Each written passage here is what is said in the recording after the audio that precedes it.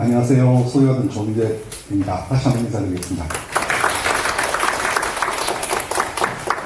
책 뜨고 나서 한의사분들이 그냥 몇 분 포럼 형식으로 토론을 한 적이 있고, 그 다음에 식물 이름이다 보니까 국립국어원에서, 우리나라 표준법 전하는 국립국어원에서 초대를 해주셔서 거기서 강의를 한 적이 있는데, 이렇게 저는 식약처가 대한민국 약점에 관련돼서 규정을 하고 약제를 법적으로 규칙화시켜서 이걸 규율하고 있다는 건 알았는데, 이렇게 연구까지 기초작업을 다 한 위에서 한다는 걸 오늘 방문하고 처음 알게 됐는데요. 조금 더 돌아가서 공부를 하게 되면 좀 더 약점을 볼 때 또 새로운 느낌이 좀 들 것 같네요. 제 소개 간단하게 하면, 일본말로는 오다쿠라 그러고요, 영어로는 매니아라 그러고, 우리말로 번역하면 애호가라 그러는데, 변호사 시작할 무렵에 식물에 빠져서 먹고 사는 문제 제외하고는 나머지는 식물에 빠져서 지내고 있는데, 덕분에 부부 사이가 별로입니다.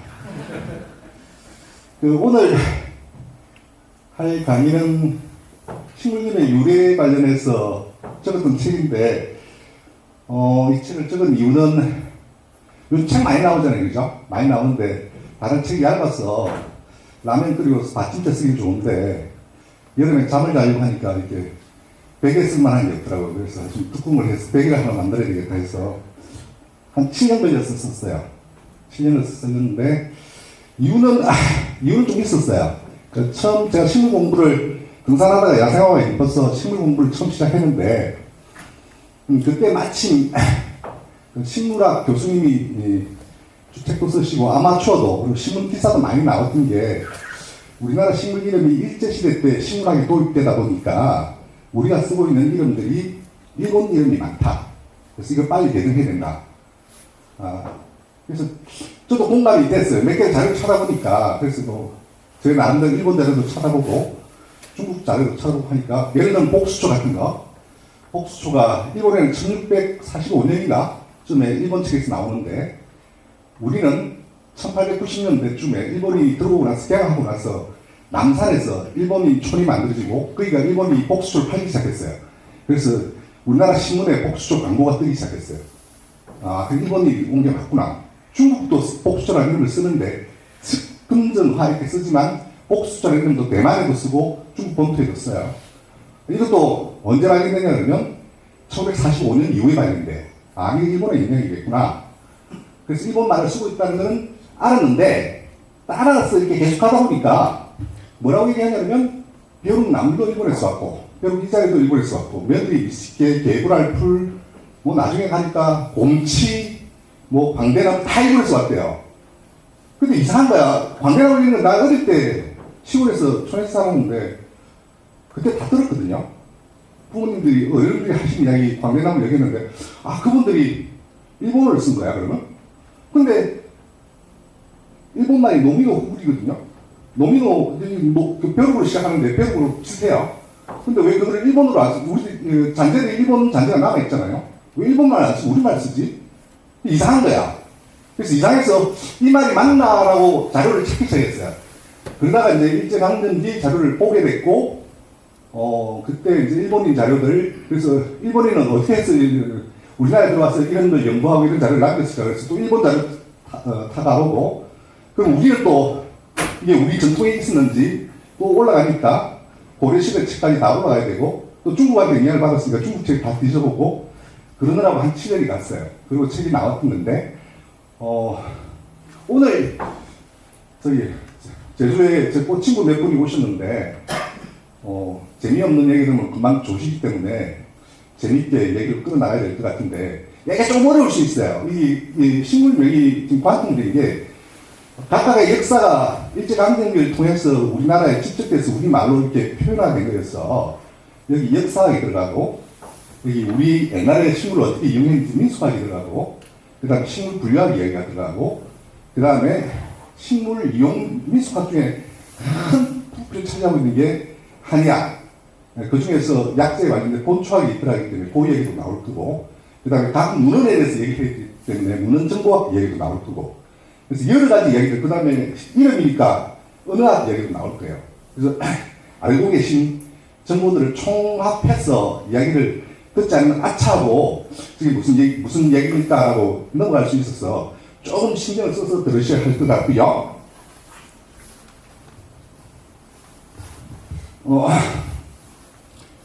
제목은 한국식물연구의 유래인데 부제가 조선식물혁명집 주에서라고 되어 있어요. 이 책인데요.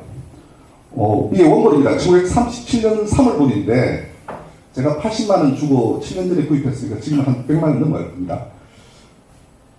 되게 얇은 책이에요. 1944종에 대한 식물 이름을 라틴명을 적고 그 옆에 일본명을 적고 그 밑에 우리나라 조선명을 적은 그 세 가지를 한 세트로 해서 1944 분류군에 대해서 명칭을 기록했던 분류명집입니다. 요거에 대해서 이게 우리나라 지금 현재 식물을 부르고 있는 이름의 기초가 된 거기 때문에 이 이름 각자가 어떻게 해서 형성됐는지를 추적해본 게 한국식물 이름의 유래예요. 저는 결론을 7년 동안 작업을 해보고 나서 얻었던 결론은 식민의 시대 학문으로서의 보편성과 민족 문화로서의 독자성을 함께 추구하는 조선인 산학자들 길이며, 이게 제가 넣었던 걸 이렇게 썼던데 두 축을 함께 추진하려고 애를 쓰신 분들이다. 저는 그렇게 결론을 내렸어요. 제 결론인데 뭐 각자 생각이 다를 수 있고요. 도중에 지금도 그렇게 말씀하시는 분 계신데 일제 약자라고 얘기하시는 분도 계세요. 저렇게 제가 이런 표현을 쓴다고 해서 저보고 침입하라고 얘기하는 분도 있고요. 요 책입니다. 네 분이 공자하셨고요. 발행천 조선방불연구회라는 단체였고요. 1937년 3월에 나왔습니다. 요 1937년 3월 좀 이해하셔야 되는데요. 일본이 1910년에 들어왔죠, 우리나라에. 강제적으로. 그 전에 개항돼서 들어왔고, 국군을 우리가 10년에 뺏겼는데, 포갑전쟁이 일어나서 아예 마음대로 행사했어요. 하다가 이제 19년에 3.1운동이 일어나면서 좀 풀렸죠. 풀리면서 우리가, 우리 말로 된 신문도 만들어지고, 여러 책들이 편집이 되고 출간이 됐습니다. 그러면서 민족 문화가 대거 10년 동안 발전해요. 일제가 도중에 금연하고 삭제하고 여러 가지 처분을 했지만 그럼에도 쭉 발전하다가 31년에 만주 사변이 터지면서 일본이 엄격해지기 시작해요. 그게 저항하면서 기점을 이뤘던 게 윤봉길 열사가 32년에 사양 홍포공원에서 폭탄을 던지면서 일본의 고위 관료들이 많이 죽었고요. 그래서 33년부터 정책이 조금씩 변하기 시작합니다. 하다가 37년에 7월에 중일전쟁이 터져요. 그죠? 요건 중일전쟁이 터지기 전에 몇 개월 전입니다. 중일전쟁이 터지자마자 일본은 민족적 성향을 가진 대부분의 국내에 계신 분들 대부분 근거예요. 쭉 근거가 이어지는 직전에 쓰여진 책입니다. 이게 인터넷에도 지금 이걸 식물도감이라고 얘기하는 분들이 있는데 식물도감은 아니고요. 식물분류명집, 식물도감, 식물지 이런 개념이 있습니다. 이게 영어권에서 엄격히 쓰는 건 아닌데 제가 쓴 표현은 아니고요. 서울대 장진성 교수님이 이 표현을 쓰셔서 제가 따와봤는데 한 나라에서 식물 분류학이 발전할 때 책이 편찬되는 순서, 시간 순서이자 작업을 해나가는 작업의 순서이기도 한 것 같은데요.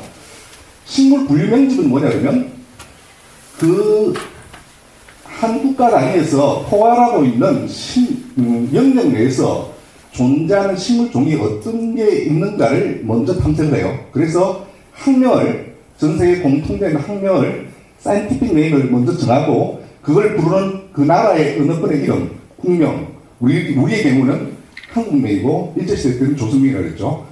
그걸 정한 리스트를 정한 거, 그걸 영어로 체크리스트가 들기도 하고 플랜트 네임북이라고 얘기하기도 하고, 이름을 지금도 새로운 연구를 하시는 분들은 스스로 분류명집을 많이 만드세요. 지금도 만들어지고 있는데 분류명집이 만들어지고 나면 요걸 기초로 해서 여기다가 그림, 옛날에는 그림이었고 지금은 사진, 그 식물을 나타내는 특징적인 사진을 넣고 그 종을 설명하는 기재물을 넣으면 그게 뭐가 되냐면 도감이 됩니다. 그래서 illustrated book 이렇게 쓰면 도감이 되고요. 여기다가 식물의 생태에다가 플러스해서 인문학적 요소, 그 식물을 이용해온 역사적 내용까지 같이 넣으면 식물지라고 합니다. 우리나라 식물지 있어요? 대한민국에 식물지가 있을까요? 혹시 식물지라는 이름을 쓴 거 보셨어요? 식물도감은 많이 편찬돼서 나왔습니다.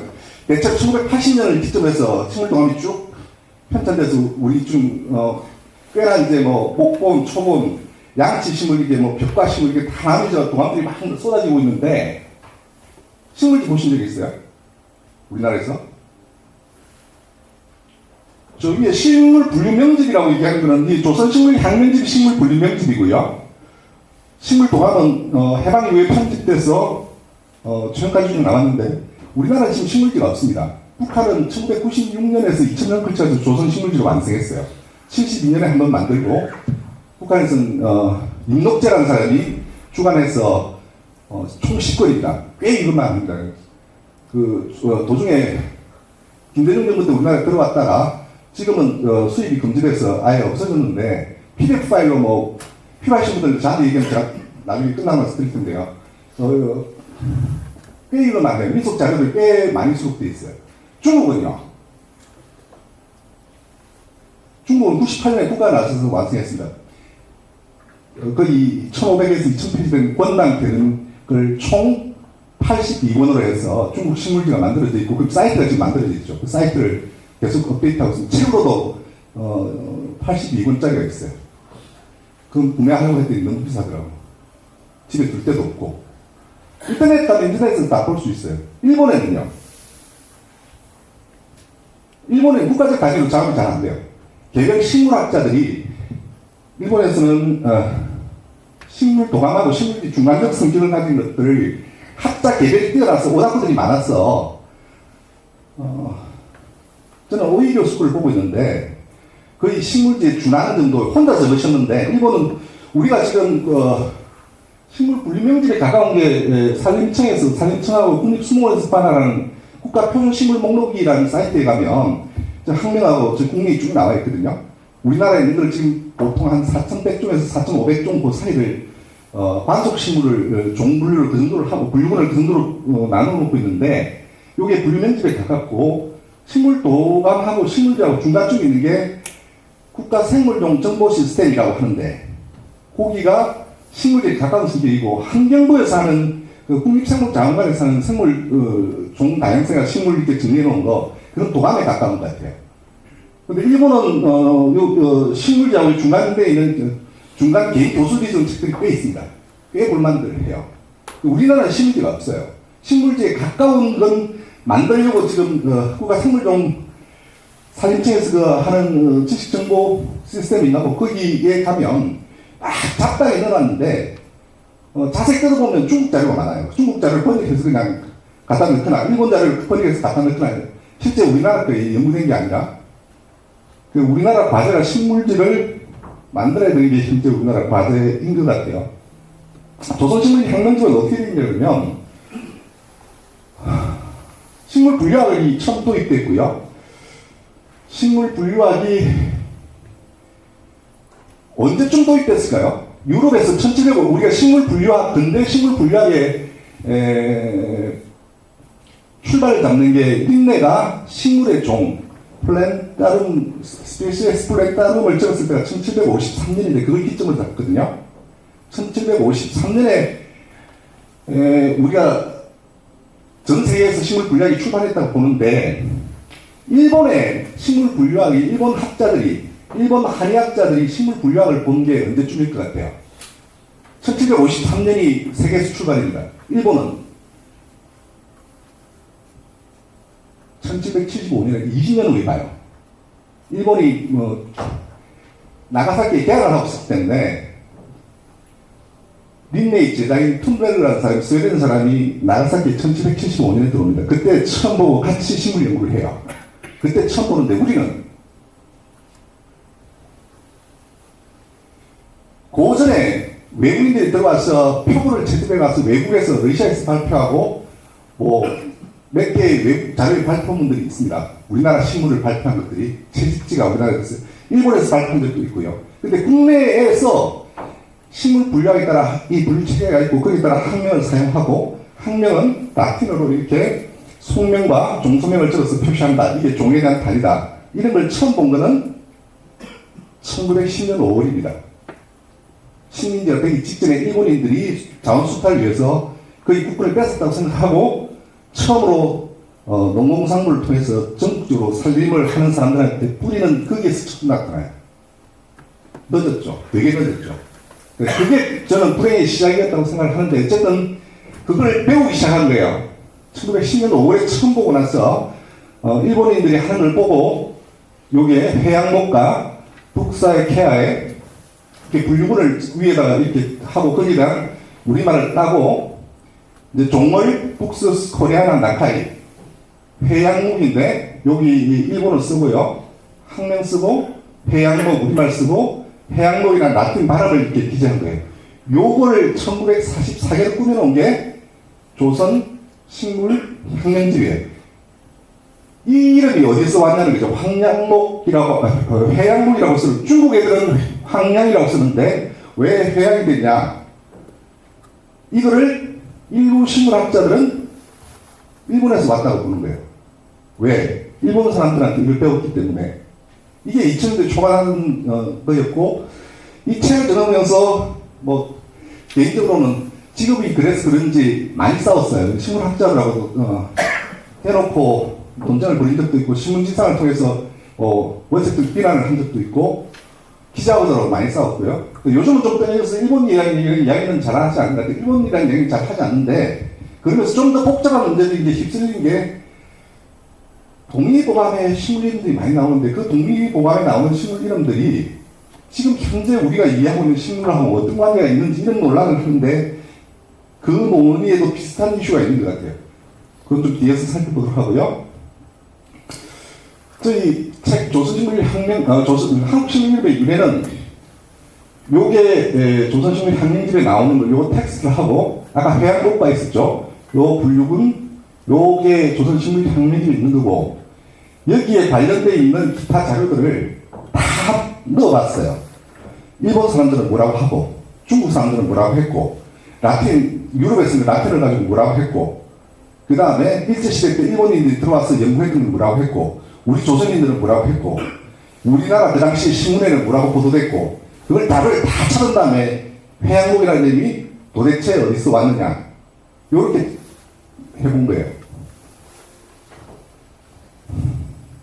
저자 4명 소개를 드리면요. 정태윤 박사가 제1저자입니다.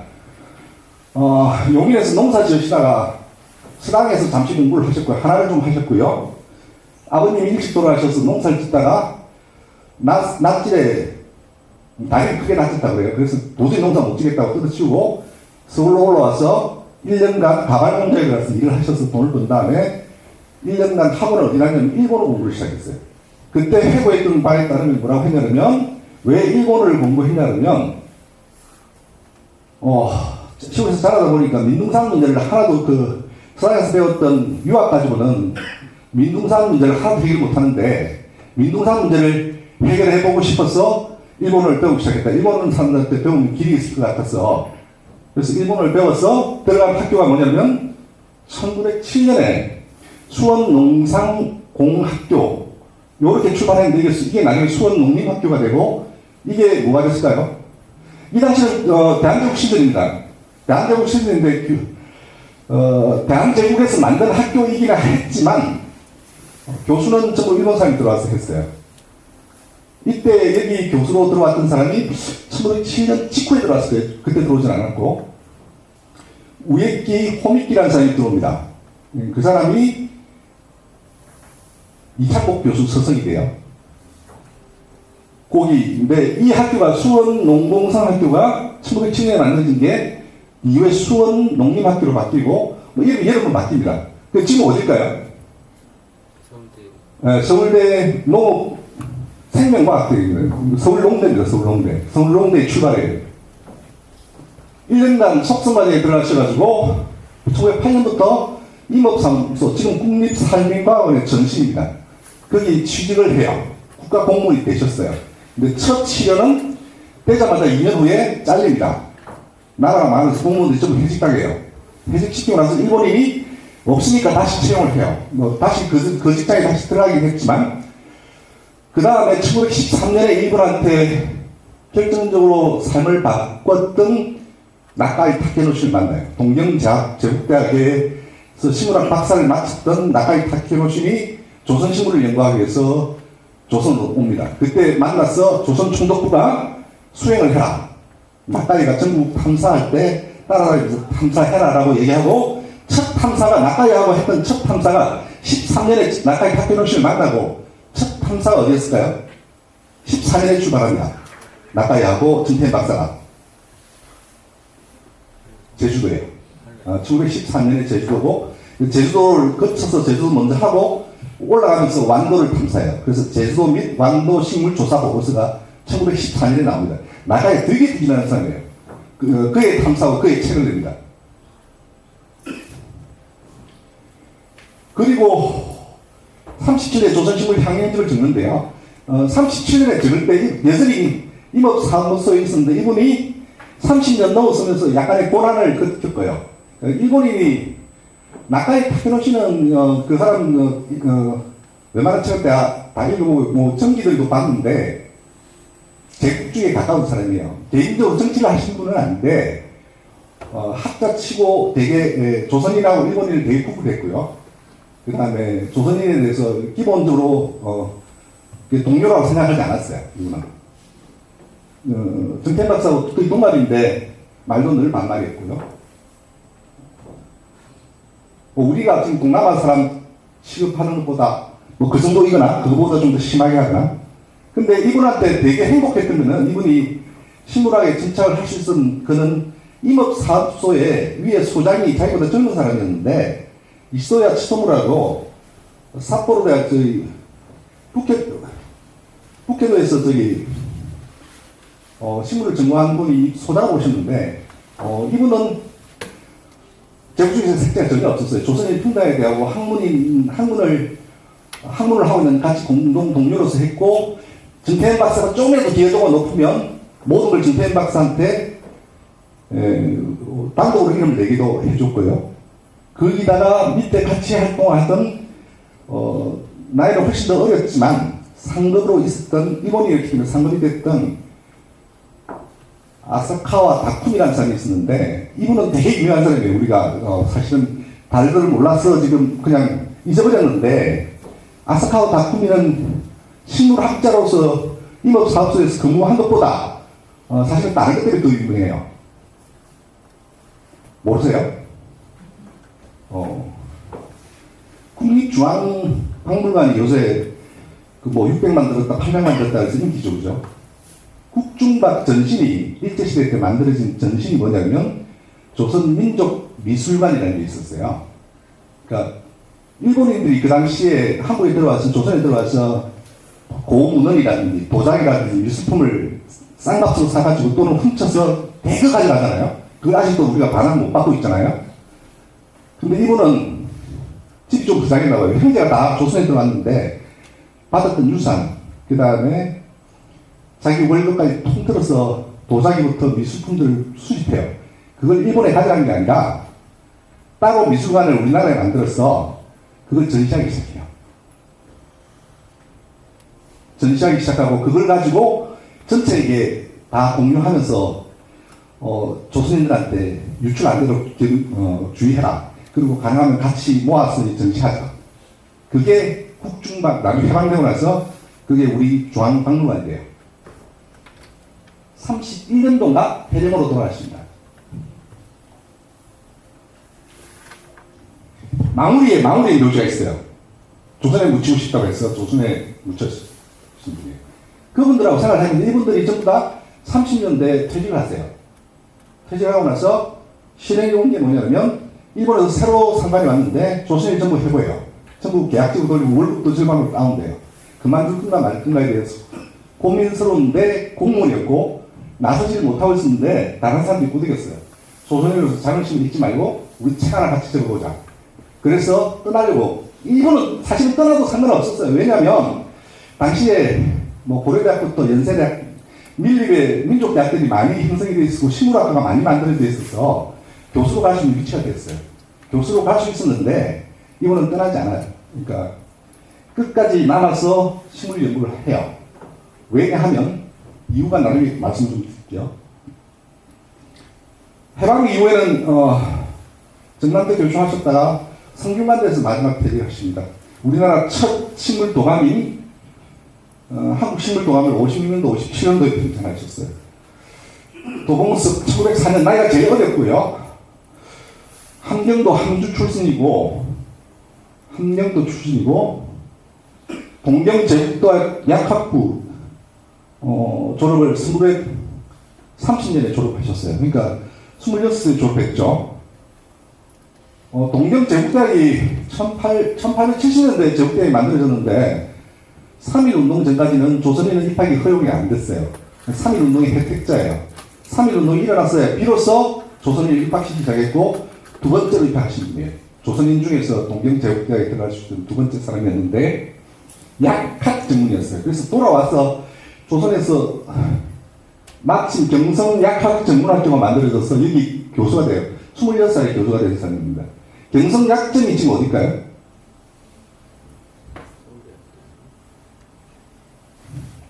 서울대학 약학대학입니다. 나중에 국립대학이 만들어지면서 서울대학으로 돼요. 이분이 돌아오셔서 약학을 하려고 하니까 서양 약학을 화학에 따라서 그걸 공부를 하셨는데 조선에 오니까 기반이 실습이 안 된 거예요. 조선에서 할 수 있는 게 뭐였을까요? 한의학을 할 수밖에 없었어요. 약재가 그거밖에 없었어요. 그래서 첫 연구한 게 인삼을 연구하셨어요. 인삼이 전문이었고 인삼을 하시다 보니까 식물 분류학에 이거 식물 분류학을 하지 않고서는 초본성 식물에 대해서 약재를 이해할 수 없겠다고 해서 식물 분류학을 공부하기 시작합니다. 그때 도움을 요청해서 공부를 시작한 게 뭐냐면 정태현 박사의 상관이었던 이시도야 치토무가 그 당시에 임업 사업소를 그만두고 어디로 가냐면 서울에 경성제국대학이 만들어졌고 경성제국대학 약학부에 들어가서 교수로 활동을 해요. 그분하고 연결이 돼서 그분한테 식물 분류학을 배웁니다. 그래서 도봉섭과 정태현은 설성이 이시도야 치토무 인격이에요. 해방 후에 편을 안 가셨어요. 자제분이 네 분이 계셔서 편을 갈 수가 없었고 서울에 잔류를 하셨는데 서울이 수복될 때 함경남도 출신이어서 고향 사람들이니까 북한군이 내려와도 어떻게 하지 않을 거라고 생각하고 잔류를 했다가 수복되는 날에 전날에 납북되셨어요.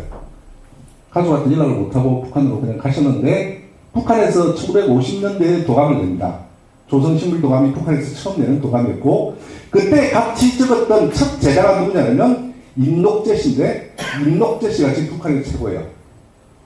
그러니까 제2저자고 북한 식물학의 거두가 되신 분입니다. 세 번째는 이덕봉 교수고 배화여고 이분이 나이가 중간대였고요. 이분이 사람들을 모았어요. 배화여고 교사를 하시다가 선교사가 만든 학교였는데 교사를 하시다가 식물학을 제자들한테 가르치다가 요새도 교사 식물 연구회가 많이 활성화돼요. 제주에 오신 분들 많잖아요. 그죠? 교사분들이 출발이 일제시대 때도 학생들한테 식물학을 가르치기 위해서 공부를 하기 시작하셨어요. 그러면서 식물 분야를 하셨고요. 체계적으로 하지는 못하셨어요. 아름아름 공부를 하셨고 이분은 한글 연구에도 많이 관심이 있었어요. 그래서 다른 저자들하고 요 조선식물 학명집을 적을 때 한글 학회, 그때는 조선어학회라고 그랬는데 조선어학회하고 연결을 해서 작업을 많이 하게 주도를 하신 분이 이분이 하셨어요. 그 다음에 이휘재 마지막에는 중등고등학교 이덕봉 교수도 나중에 숙명여대 고려대 교수가 되셨는데요. 식물학으로 하셨고요. 수원 광림농림학교 이름은 다른데요. 서울대 농대입니다. 수원 고등농림학교 이름 또 바뀌었는데요. 세월이 가면서 일제시대 때 이름이 바뀌었어. 그런데 이것도 서울농대예요. 중동중학교 교사를 하시다가 같이 참여를 하셨고요. 이분은 해방 이후에 또 식물학을 하지 않으셨어요. 이때도 교사였기 때문에 식물학에 관심이 있어 같이 하셨는데 인쇄하는 작업, 발간해서 출판하는 작업에 주로 신경을 쓰셨고 뒤에 식물학 학회장 이런 것도 많이 하셨지만 실제로는 장학사 행정 쪽에 많이 일을 하셨고요. 분류학에 대한 연구 성과는 그렇게 많지는 않으세요. 내분이고요. 왜 했느냐, 왜 적었느냐 이야기인데요. 그 전에 양해를 하나 구할게요. 원래 지금 2시에서 4시라고 제가 시간을 할당받았는데 제가 하고 싶은 이야기가 너무 많아서 2시간은 좀 부족할 것 같아서 제가 1시간 더 해도 될까요? 그래서 1시간 더 할 테니까 3시간 좀 양해해 주십시오. 1시 20분 좀 경과했을 때 너 말씀 좀 주세요. 시계가 없어서 어느 순간에 멈춰야 될지 모를 것 같아서 중간에 잠시 10분만 쉬고 한 3시간 정도 할게요. 뭐라고 하셨냐면 대화일보 교재에 실렸던 26년도 글이 왜 모였는지를 알 수 있게 해주는데요. 조선 상해를 편답하여 식물 채집과 조선 명칭 수집에 힘써 조선명으로 식물몽과 식물 도감을 편찬하다가 학생들의 듣는 소리에 놀랐더니 꿈같더라 이런 얘기인데 도감을 만들고 싶어 했어요. 이 사람들의 꿈이 일본인들의 도감을 보다가 우리나라 이름으로 되어 있는 도감을 만들고 싶다라는 꿈을 꾸게 됐고 그게 1926년이었고 1933년에 그래서 사람들을 이덕봉 교수가 떠서 주도해서 조선박물연구회라는 걸 조직합니다. 조선박물연구회가 되기 전에 조선박물학회라는 단체가 있었어요. 그 조선박물학회는 일본인이 주도하는 조선에 들어온 일본인들이 주도했던 일본인 학교들이 되게 많았고 우리나라 식민지가 다른 나라 식민지에서 되게 독특한데요. 그 독특한 연구 중에 하나가 비교한 자료 중에 이게 있어요. 프랑스가 베트남을 지배할 때, 인도 차이나를 지배할 때 몇 명을 도대체 파견해서 했을까? 들어가서 베트남을 지배할 때 프랑스인이 몇 명 들어갔을까? 등락폭이 있었는데 대체로 7천에서 10,000명 정도가 들어갔다 그래요. 우리나라에 들어왔던 일본인이요. 등락이 있는데 50에서 70만이 들어갔거든요. 일본인이 우리나라를 식민지를 통합시켜가지고 어떻게 하면 지배가 가능할 것인가 연구를 내부에서 했던 내부 자료들이 내부 정책 자료들이 국내에 들어와서 요즘 연구가 되고 있는데 그 읽어보면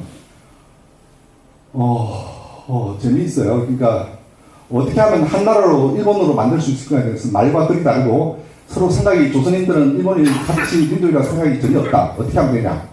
그 중에 하나의 방법 중에 하나가 사람이 많이 들어와서 경험을 시킨 다음에 아예 2세, 3세부터는 조선이라는 걸 인식 못하도록 하자라는 것도 있었어요. 그래서 대거 들어왔어요. 대거 들어와서 일본인 교육인들 때문에 일본인들 교사도 따라 들어와야 했고요. 여러 가지가 들어왔는데 그 교사들도 똑같이 식물학을 가르쳐야 되기 때문에 박물학회라는 게 만들어졌습니다. 그게 조선인도 들어가 있었고요. 그게 대체 구성을 보면 박물학회의 구성을 보면 70% 정도가 일본인이었고 한 20-30% 사이가 등락이 있었지만 그 사이가 조선인들이었다고요. 그 단체가 별도로 있었음에도 불구하고 여기 조선박물학회지가 40몇 군이 있는데 제가 그 낙후급에서 보는데 그 이름을 박물이니까 이 박물은 식물뿐만 아니라 동물, 곤충 다 들어가요. 다 들어가는데 그 당시에는 통합해서 했는데 거기 글을 실었던 유명한 분이 계세요. 제일 많이 글을 실었던 유명한 조선사람이 누굴까요? 조선박물학회의 잡지에 개간지 성격으로 그 계절별로 나온 것 같아요. 누굴까요? 일본인도 찔끔매하고 항상 석주명 박사예요. 석주명 박사가 그 논문이 제일 많더라고요, 보니까. 그 중에 식물학자도 몇 분이 거기 글을 쓰셨어요. 다 일본어로 적혀져 있고, 일본어로 되어 있는데. 다 있는데, 일본어로 적어야 되고, 일본 하는 방식으로 하니까, 나중에 해방 이후에 이덕봉 교수한테 누가 인터뷰를 물었어요. 왜 조선박물학회가 있는데 박물연구회를 따로 만들었냐. 이건 조선인만 모였어요. 따로. 33년에. 그래서 첫 이야기가 박물 명칭을 사정한다. 이게 무슨 얘기냐면 이름을 찾겠다는 거예요. 식물은 식물명, 곤충명. 석주명 박사도 이 박물학회에 따라 나와서 하셨어요. 석주명 박사가 1948년도 해방되자마자 적은 게 조선나라의 이름의 유래예요. 그러니까 조선명을 찾는 걸 제1과제로 두었어요. 이덕봉 교수 나중에 인터뷰하는 거 보면 뻘쭘하더라. 일본인이 작설치고 하는데 뭐 할 말도 없고 이렇게 뻘쭘하니까 우리끼리 모여서 우리 이야기 하는 게 좋을 것 같아서 따로 모였다라고 되게 단순하게 얘기를 하셨던데 그렇습니다. 우리나라 이름을 찾기 위해서 모인 조선인들의 모임이에요. 그래서 이걸 친이라고 얘기하면 저는 난감하다고 생각하는데 구체적으로 들어가기 전에 몇 가지 개념을 좀 정리를 했으면 좋겠어요. 조선명이라고 불리는 정도 우리가 한국명이라고 불리는 것은 국명이라고 씁니다. 이걸 영어로 common name, local name 이런 말을 쓰는데요. 국명이라고 그러고 학명이라는 게 있습니다. scientific name, 린네가 쓴 이유로 린네 이면표라고 하죠. 종을 표시할 때 학명이 종명만 있는 건 아니지만 종이 가장 중요한 분류 단위이기 때문에 종을 표시할 때 속명을 먼저 적고 명사형 속명을 적고 그 다음에 종 소명을 적어서 한 단위, 두 개를 가지고 한 단위 가지고 종을 나타낸다고 해서 이명법이라고 그러죠. 여기 이명법에 대한 명명을 위한 규칙이 세 개 규칙이 있습니다. The International Code of Nomenclature for Algae, Fungi and Plants 조류, 그 다음에 균류 and 식물에 관련되어 있는 국제 명명 규약인데 이게 7년 단위로 열려서 최근에 명명교환이 2025년에 마드리드에서 열려서 마드리드에서 진행한 겁니다. 마드리드 코드라고 하는데 되게 복잡해요. 제가 금융 쪽이어서 제가 변호사를 금융 쪽으로 하기 때문에 미국의 법률을 많이 보는 편인데 미국 계약서도 많이 보고요. 미국 계약서 기본적으로 장문이기 때문에 되게 어렵습니다. 일반 영어보다 훨씬 더 어려운데 이거 제가 몇 번을 읽었는데 이해를 잘 못하겠어요. 지금도 되게 어려워요. 말들이 과거에 논쟁됐던, 학문적으로 논쟁됐던 전체 과정들이 거의 녹여져 있어가지고, 한 문장 한 문장이 굉장히 어렵게 되어 있는 건데요. 하여튼 규정이 이대로 있습니다. 국명하고 학명의 차이를 기본적으로 보면, 학명은 죽었던 고정시키에서 라틴어를 쓰고요. 라틴어도 종류가 몇 가지가 있죠. 캐톨릭에서 쓰는 라틴어가 아니고요. 고대 라틴어, 죽은 라틴어입니다. 고대 시대에 로마에서 직접 쓰던 캐톨릭의 라틴어는 이후에 캐톨릭 교회에서 계속 이 말을 썼기 때문에 지금도 쓰고 있죠. 주교회의를 할 때는 계속 라틴어를 쓰고 있기 때문에 이탈리아어하고는 다르지만 라틴어가 계속 변화해 왔어요. 현실에 맞게 그때그때 변화해 왔는데 식물학에서 쓰는 라틴어는 옛날 라틴어예요. 죽은 라틴어예요. 왜? 변화를 막으려고 고정시키려고 전 세계가 통일성을 갖추기 위해서 죽은 라틴어를 쓰는데 국명은 그렇지 않습니다. 국명은 우리나라 언어에 맞게 계속 변해오고 있어요. 지금 변화 안 한다고 생각을 하고 있는데 37년부터 제가 좀 나중에 보여드리겠지만 37년부터 지금까지 이름이 계속 바뀌어와요. 소루쟁이라고 했더니 지금 소리쟁이라고 쓰고요. 그런 것들이 변화가 있습니다. 규칙은 이거는 이 규약 줄여서 ICN입니다. ICN에 되는데 국명은 없습니다. 이런 규칙이. 국명은 없어서 어디에 따르냐 그러면 그 나라의 언어의 규칙에 따릅니다. 우리나라는 뭘로 따라요? 우리나라 언어학이면 우리나라 국명이니까 국어 기본법이 있습니다. 국어 기본법이라는 게 있어요. 국어 기본법에는 표준말을 써야 되고 돼 있습니다. 그죠? 근데 표준말을 안 쓰면 어떻게 돼요? 거기 보면 표준말을 써야 된다고 돼 있거든요. 국어 기본법에 가면. 이 제주도 제 친구분들 계신데 표준 안 쓰시잖아요. 그죠? 표준 안 쓰면 어떻게 되죠? 국어 기본법에 보면 표준어는 누구만 쓰고 있냐면 국가기관하고 지방자치단체, 그 다음에 공공기관만 쓰고 있어요. 일반 국민들은 안 따라도 돼요. 제가 사투리 지금 남아있잖아요. 사투리 쓴다고 뭐라 그러지 않아요. 그 법으로 처벌하지도 않고, 다만 학교나 공공기관이나 학교나 정부에서는 이걸 쓰도록 강요하죠. 강제 의무성은 국가기관을 위주로 부여가 됩니다. 그래서 차이가 있어요. 그래서 이걸 자꾸 국명을 가지고 증명이다. 왜 증명을 안 쓰고 이상한 말을 쓰냐는 얘기를 계속 하시는데, 국명은 증명이 없습니다. 국명은 증명은 영어로 콜렉트 네임이라고 그러는데, 학명에만 있어요. 학명은 오로지 하나만 쓰라는 거예요. 하나의 종의 식물에 대해서는 하나만 써야, 세계적으로나 통일돼서 학문을 할 때 이해가 되는 거지만, 국명은 언어를 통해서 쓰는 거기 때문에, 각 나라 언어 때문에 그런 게 적용이 없어요. 소리쟁이라고 안 그래도, 저희 고향에서는 솔부지라고 그러거든요. 저희 고향 가면 솔부지라고 하고 솔부지 써도 아무 상관없어요. 그 다음에 여기는 변화 적응을 하지 않고 여기 변화 적응을 합니다. 그래서 국명을 따질 때는 어떻게 되냐면 근데 식물 분리학이 도입되기 이전에는 국명이 이 학명하고 전혀 상관이 없었어요. 근데 식물 분리학이 도입되고 나면 뭐가 되냐면 학명이 기초가 돼요. 왜냐하면 그 식물 분류학이 도입되기 이전에 식물을 인식하는 방식이 달랐고 식물 분류학이 도입되고 나면 분류하고 인식하는 체계가 달라지기 때문에 거기에 맞춰서 학명이 다시 주어지는 거예요. 그러니까 소리쟁이라는 식물이 있으면 과거에 소리쟁이라는 이름은 지금 어디서 확인이 되냐면 고려시대 때부터 확인이 돼요. 고려시대 때부터 솔고시라고 불렀던 게 확인이 되는데 고려시대 때 솔고시라고 불렀던 식물이 지금 우리가 부르는 소리쟁이하고 달라요. 지금 우리가 부르는 소리종이 뭐예요? 루멕스 크리푸스라는 종에 대해서 붙는 이름이에요. 소리쟁이라 쓰지만 많은 바뀌어와서 지금 소리쟁이라 쓰지만 옛날에 그런 종을 분류했겠어요? 소리쟁이 속에 루멕스 속에 종류가 많잖아요.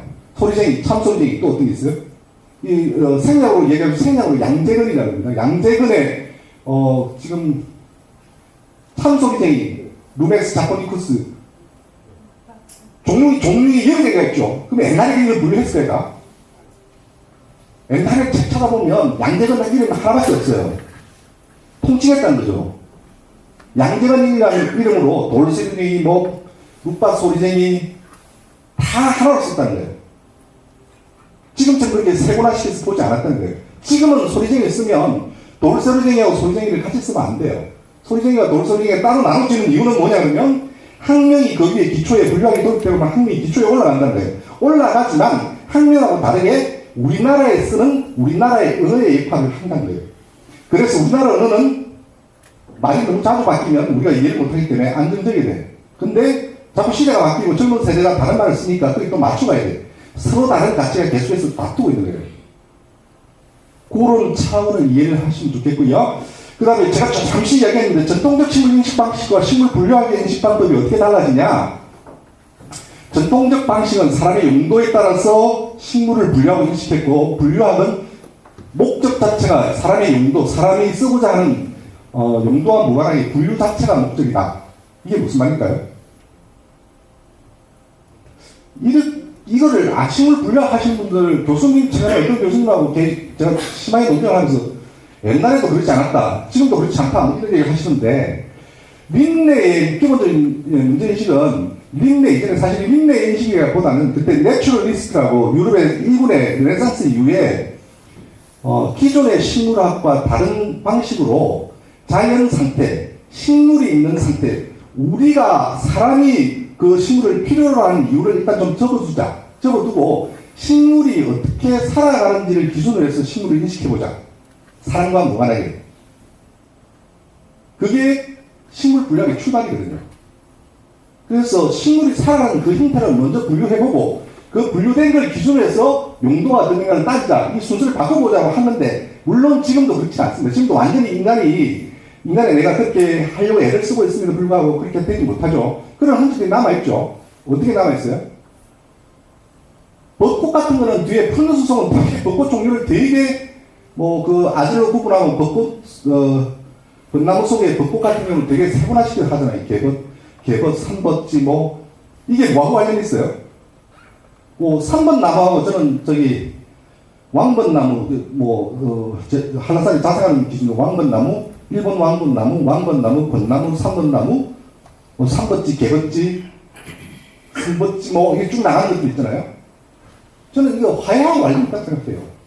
이렇게 몇 종은 뚜렷하게 구분되었으니 완전히 종 구분을 해야 되는 것도 있는데, 올번나무 이거 구분 안 해도 되는 걸 억지로 구분하는 이유는 화해를 이용하는 사람의 용도와 관련이 있어서 세분화돼서 들어가는 거 아닌가라는 생각을 좀 하고 있는데, 지금도 완전히 독립적이지 않죠. 독립적이지 않다고 하더라도 옛날의 인식 방법하고는 달라요. 옛날에는 어떻게 인식했냐면, 제가 시골에서 자랐는데, 시골에서 자랄 때 아버지가 제가 학교 갔다 오면 소를 먹으러 갈 때 뭐라고 말씀하시냐면, 민재야, 가서 꼴을 배워와라 그래요.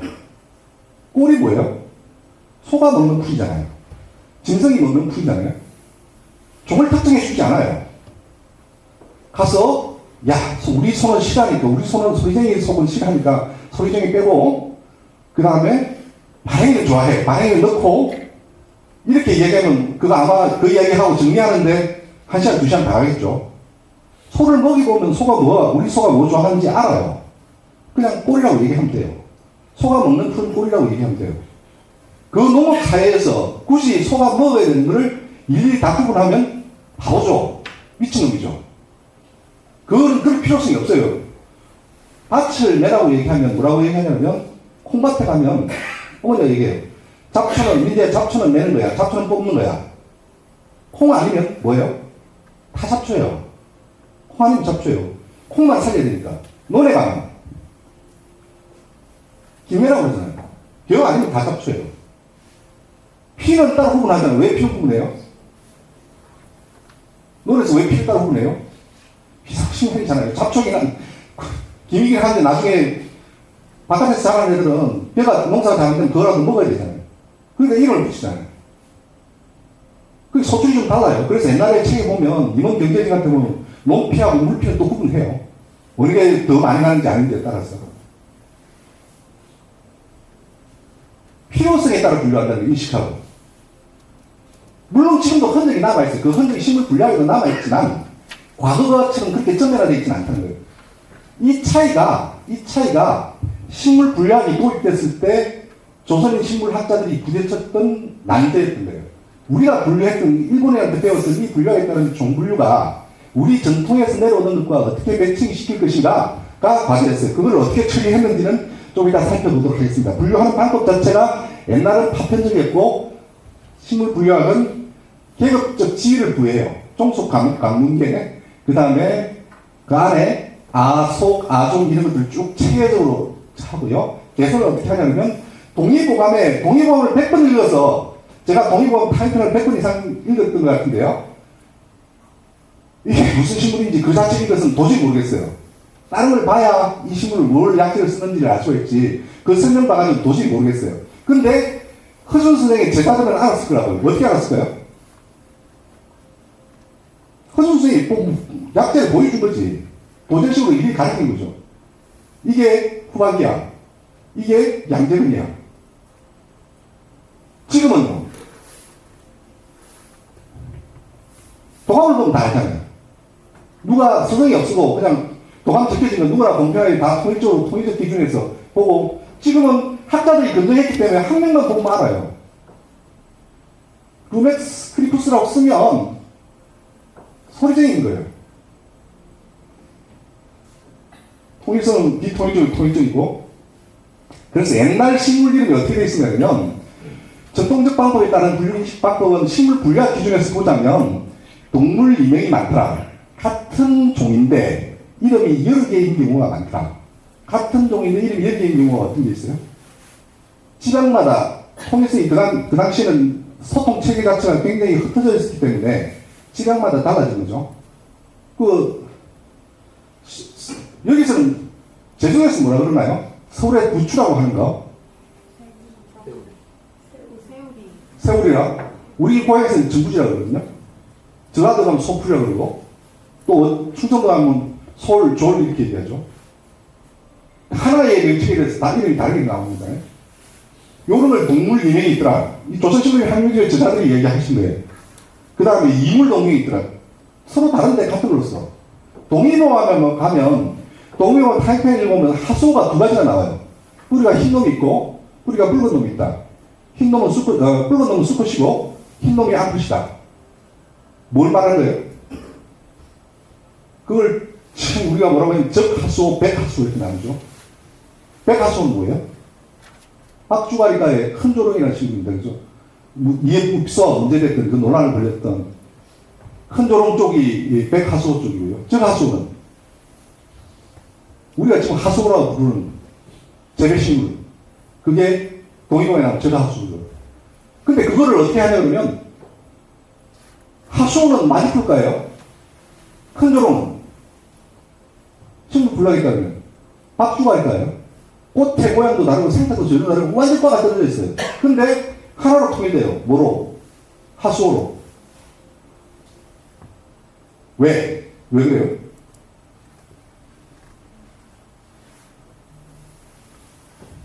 약생이 가격이 약생이 비싸니까. 같이 약을 썼는데 비싸니까 하나로 묶어도 되는 거죠. 지금은 식물이 어떻게 살아가는지, 어떻게 꽃을 피우는지, 어떻게 열매를 맺는지, 그걸 기준으로, 식물 기준으로 보니까 서로가 떨어지는데, 옛날 기준으로 보면, 약선 기준으로 보면 굳이 뗄 필요가 없는 거죠. 이거는 어떻게 되냐면 이물동맹이 이렇게 돼요. 서로 다른 종인데 하나의 이름을 가진 거죠. 하수로라는 이름. 그 다음에 효녀 형상 명칭부제. 아까 말씀 꼴, 긴 이래가 통칭하면서 이름이 없는 경우가 되게 다수가 있고, 혼효라는 말이 좀 어려운데, 이 예를 들면 쉽게 이해할 수 있을 것 같아요. 이해하실 수 있을까? 자, 탐낮이라는 책이 있습니다. 1653년에 이원진이라는 제주 목사가 제주도에 와요. 그 대전 쪽에 와서 자기가 목사로 와서 제주에 불림을 했는데, 그 이 책에 적었어요. 한라산에 갔더니 여기 산이 있더라. 산이 뭐냐면 나무 목변에다가 색에 비친 삼나무 삼던데요. 산이 있더라. 이게 무슨 식물일까? 탐나지에 나오는 삼이라는 나무가 무슨 나무일까? 무슨 나무일 것 같아요? 지금 제주도에 삼나무 많죠? 그 삼나무 이렇게 씁니다. 그 가을에 이파리 떨어지는 잎갈나무 말고도 저기 침엽수 중에서 이파리 누렇게 되는 그 삼나무, 누렇게 되지 않죠? 죄송합니다. 잎갈나무가 좀 착각을 했어요. 요 비치는 삼나무, 지금 제주도에 방풍림을 많이 쓰는 삼나무, 비자림 때 문제됐던 그 삼나무. 그 삼나무일까요? 이 삼나무는 언제 들어왔어요? 일제시대 때 들어옵니다. 일본 원산이에요.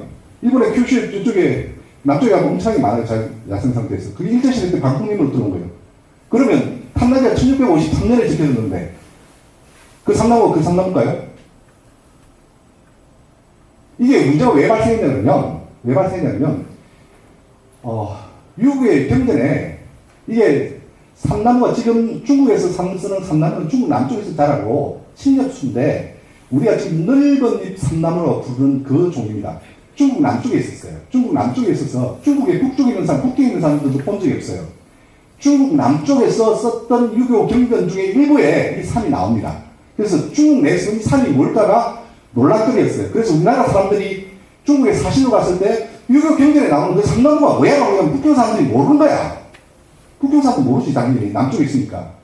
우리 잘 모르겠는데. 그래서 처음에 등장한 게 뭐냐면, 북학파들의 책, 청나라와 교역을 하면서 북쪽으로 사신으로 자주 갔던 중상주의자들 분들의 시각자의 책에는 가다가 보니까, 맞아. 옛날 중국 책 읽어보니까 이거를 삼나무로 한 것 같아. 라고 하면서 썼던 게 뭐냐면, 잎깨나무 옆에다 이렇게 적어가요. 잎깨가 뭘까요? 지금 우리가 잎갈나무라고 불리면, 우리 일본 잎갈 말고 북쪽에 가면 우리 재래종 잎갈나무가 있습니다. 백두산은 잔뜩 있거든요. 그 안목강 넘어갈 때 그게 잔뜩 있어요. 그게 삼나무인 것 같아. 그래서 중상주의 시작자들의 책에는 삼나무가 잎갈나무로 나옵니다. 그 다음에 두 번째, 정약용 선생이 적었던 아흔각비에 읽어보면 어떤 이야기가 나오냐면, 삼나무가 자꾸 잎갈나무라고 하는데 그건 틀린 것 같아요. 내가 볼 때는 중국 고전을 가지고 내가 다 뒤져서 내가 고전을 해보니까 뭐라고 얘기하시냐면 전나무 같아. 전나무를 삼나무라고 그런 것 같아요. 아니에요. 틀렸어요.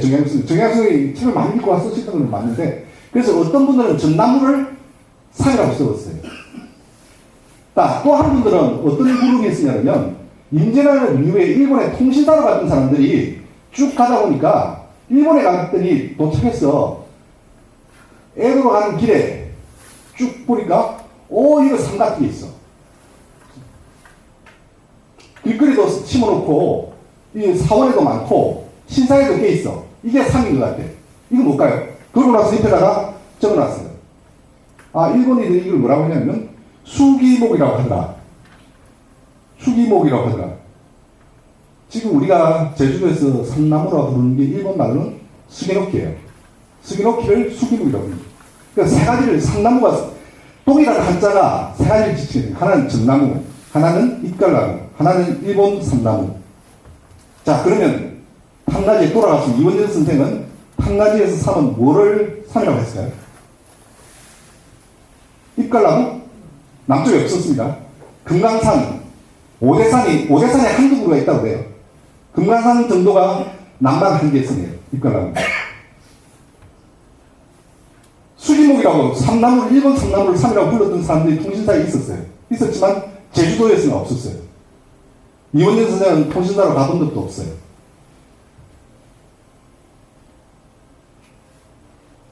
정약용 선생이 이원전 선생보다 후대이긴 하지만 전나무로 인식했던 사람들이 그전에도 있었어요. 전나무라고 보시면 돼요. 제주에 있는 한라산에 있는 전나무가 볼까요? 구상나무예요. 구상나무 얘기하는 거예요. 한낮에 삼은 구상나무. 하나의 글자가 다르게 이해되는 형태. 그걸 효묘 형상이에요. 그런 것들이 당시에는 교통이나 식물 체계, 물리 체계이 통일되지 않기 때문에 굉장히 많이 형성됐다는 거예요. 그 다음에 오늘 생각이 드셔서 제가 챕터 하나 듣는데 식물명 생명명 얘기인데요. 조금만 제가 한 10분만 더 하고 나서 조금만 쉴게요. 역시 빨리 제가 건너뛰어서 뒤로 넘어간다는 게 역시 시간이 많이 걸리네요. 생명명하고 식물명 어떻게 다를까? 아까 들어오기 전에 전시실 갔더니 생략해가 쭉 전시하더라고요. 생명명하고 식물명하고 같은 걸까요?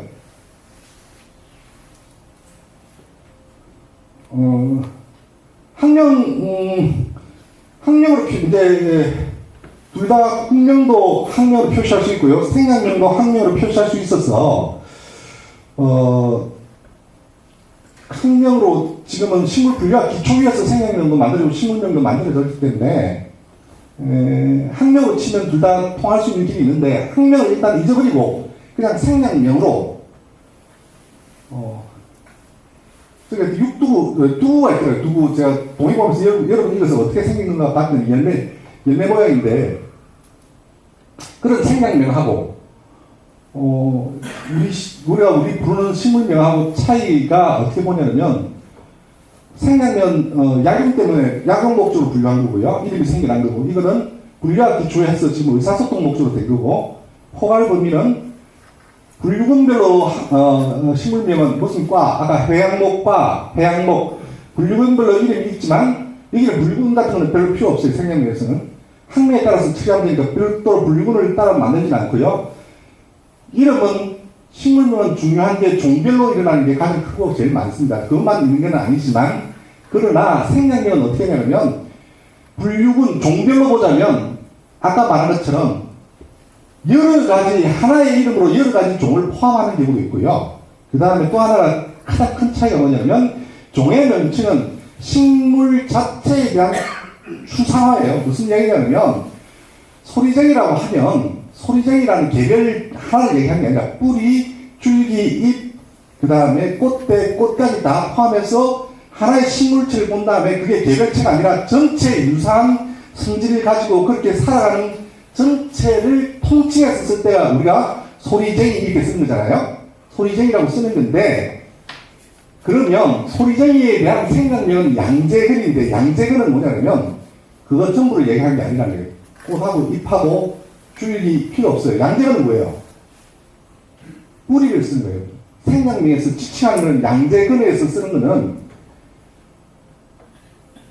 참 소리쟁이와 소리쟁이 다수 종을 쓰지만 동시에 식물 전체, 통칭하는 종 전체를 얘기하는 게 아니라 약재로 사용하는 기관을 의미하는 거예요. 그 점에서 차이가 있을 수 있다. 규칙은 식물명은 은하이기 때문에 우리는 따르면 구가하겠다는 거고 생명명은 지금 한의학 사고가 많이 틀리기 때문에 안정성 교육 때문에 나라마다 약전 형식으로 교육하죠. 그 다음에 이 생략을 교육하고 있는 학문을 본초학이라고 하고요. 본초학은 지금은 식물, 동물, 광물 다 포함해서 쓰는 말이지만 원래 식물에서 약재가 출발했기 때문에 그 대표적인 식물의 이름을 따서 본초학이라고 하고요. 생략명은 그 본초학에서 약재에 붙인 이름이다. 대한민국 약전 기준으로 해서 생략명을 얘기하면 맹문동이라는 요걸 생략명을 약전에 보면 이렇게 있죠. 맹문동 가로쳐서 한자 적고 그 다음에 라틴을 써요. 여기도 릴리오르페 투베르 이게 생략명이고 이 생략명이라는 설명이 이 약은 맹문동과 소연맹문동 릴리오르페 플레티필라하고 오피오포곤 자포니쿠스 두 개를 같이 쓰는데 그 종 전체가 아니라 뿌리의 팽배보다 덩이, 뿌리를 캐면 동그랗게 덩이가 나온 거죠. 그래서 원래 맹문동이라는 이름은 어디서 나온 거냐면 맥은 보리백해서 겨울에도 푸르다는 뜻이고요. 문은 이것 때문에 해석을 자꾸 어려워하시는데 옛날 고흐에서는 문이 아니었어요. 요 밑에 문 안에 무슨 복잡한 글자가 더 들어있었어요. 트럼 문자라고 뿌리의 팽대부를 뿌리의 덩이 뿌리를 말하는 이름이었어요. 그래서 덩이 뿌리를 가지는 애가 겨울에도 푸르게 지낸다. 그래서 맹문동이 된 거고요. 이렇게 됐습니다. 근데 이게 맹문동이라는 게 두 개의 종에 대한 뿌리 부분을 얘기한다. 그래서 생략명은 식물명하고 다르다. 맹문동이라고 말하는 식물명은 우리 소위 맹문동 포함 안 되죠. 그 다음에 뿌리만 얘기하는 게 아니죠. 그 종 전체를 일컫는 말이죠. 그렇게 차이를 가진다는 거 하고, 이게 지금 많이 논란이 돼요. 맹문동을, 지금 대한민국 약전은 이렇게 딱 정해놨어요. 약전은 맹문동 두 가지를 쓴다고 돼 있어요. 그러면 이 약이 우리가 잘 알고 있는 동의보감에도 맹문동이 나옵니다. 맹문동이 나오는데, 동의보감에 나온 맹문동이 이렇게 썼을까요? 동의보감의 맹문동이 지금 현재 대한민국 약전에 쓴 거하고 동일하게 썼을까요? 허준생이 동일하게 처방전을 내렸을까요? 모릅니다, 그죠? 제가 생각에는 아닐 것 같아요. 더 포함되어 있었을 거예요. 더 다른 요소가 있을 것 같아요. 그게 논쟁 진행되고 있는 건인데, 이게 이제 본초학을 볼 때, 생략명을 볼 때, 현대 본초학하고 현대 약전에 따른 현대 본초학에 따른 생략명하고 전통적 본초학, 옛날 그 이전에 지금 그 약전으로 정리하기 이전에 전통적 시각에서 보는 본초학하고가 동일하지 않다는 정도로 이해를 좀 하고 계셔야 될 것 같아서 말씀드리는데요. 기원식물이라고 하는 생략으로 기재된 것과 동일한 성분과 약효를 갖는 원래의 식물 종을 찾는 것을 기원식물이라고 그 기원종을 찾는다고 우리가 흔히 이렇게 표시하잖아요. 이거는 지금 우리가 쓸 때 이건 약전 개념으로 현대적 의미에서 본초학에서 이걸 찾는 거예요.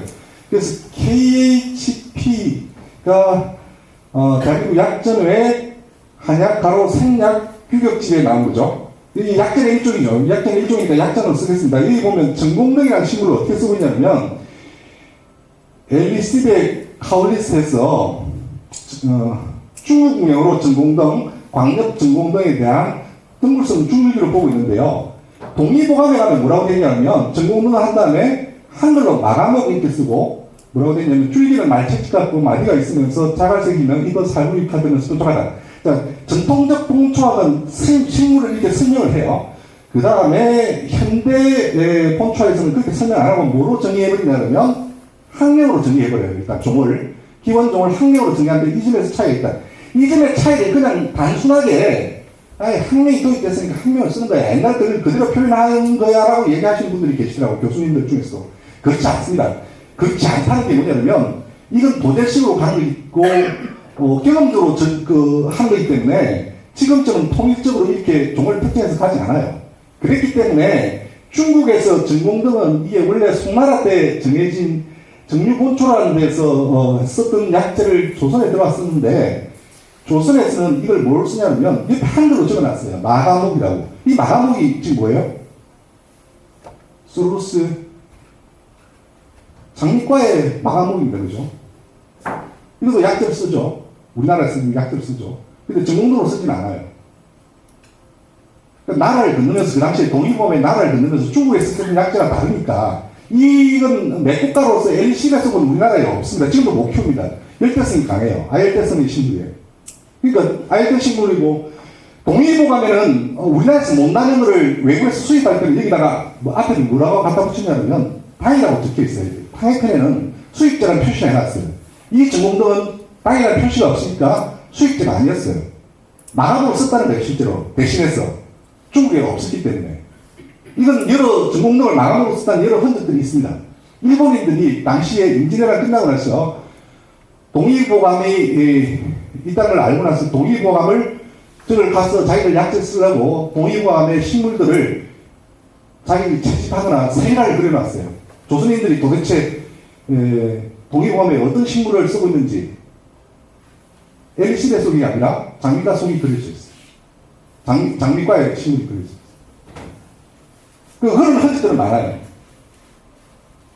지금하고 옛날이 같지 않다는 것도 아시고요. 그 다음에 우리 이름을 정할 때 조선의학회 이덕동 교수가 연결해서 조선식물혁명집의 식물명들이 조선어학회 한글을 연구하고 같이 진행됐다라는 것은 1936년에 조선어 표준말 모음, 이게 뭐냐면 우리 말 사전을 만들기 위해서 표준말을 각 지방에 있는 걸 모으기 시작했던 거예요. 그래서 만드는 게 사전한 조선어 표준말 모음. 이게 영화 말모이에 소재가 되는데 이 책을 찍기 위해서 식물학자, 당시에 국어학자들이 노력했던 거를 영화했던 게 말모입니다. 영화했던 게 말모인데,